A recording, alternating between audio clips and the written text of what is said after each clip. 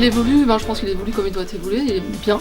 C'est un très beau millésime, il est assez hétérogène comme on avait pu le constater pendant les dégustations primaires.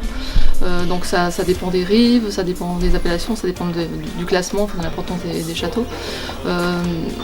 Il y a de très belles appellations comme Pessac et Oignan qui ont vraiment réussi. Les Saint-Émilion, Pomerol qu'on avait pu trouver peut-être un peu extrait, un peu too much, un peu sec. Je trouve qu'ils ont des côtés très exubérants, très flatteurs et somme toute assez sympathiques. Il y a certains vins qui sont, à mon avis, un peu trop boisés, on en trouve encore. D'autres qui manquent un peu de corps. Mais dans l'ensemble, on peut dire que c'est vraiment un beau millésime qui répond tout à fait, qui est encore en cours d'élevage. Donc peut-être que ça va encore s'améliorer, s'affiner. Mais c'est vraiment un choix de millésime.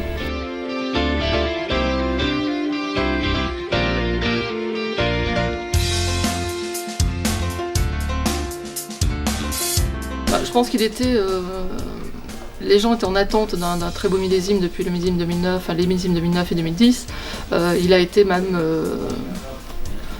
mis en exergue avant qu'il soit mis dans les en bouteille ou même fait. Donc il y avait une grosse attente et je pense qu'il a eu une bonne réception et qu'il est considéré par le marché français comme un millésime exceptionnel. La presse y est pour beaucoup puisqu'ils ont fait vanter les mérites de ce millésime et je pense que les gens ont vraiment une très bonne perception du millésime 2015.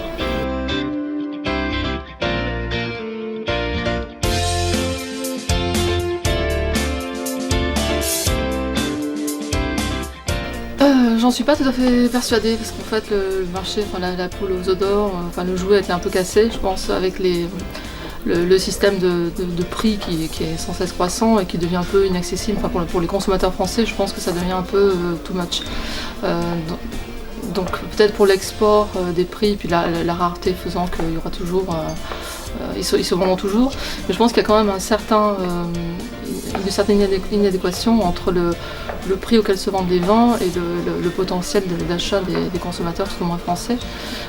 Et puis l'achat en primeur, autant c'était vrai dans les années 80-90, maintenant je pense que le système d'achat qui fait que les négociants sont obligés un peu d'acheter les vins pour ne pas perdre leurs allocations, donc ils achètent des vins chers et puis les revendent souvent pas au prix de revente et peut-être même en dessous du prix qu'il faudrait le revendre.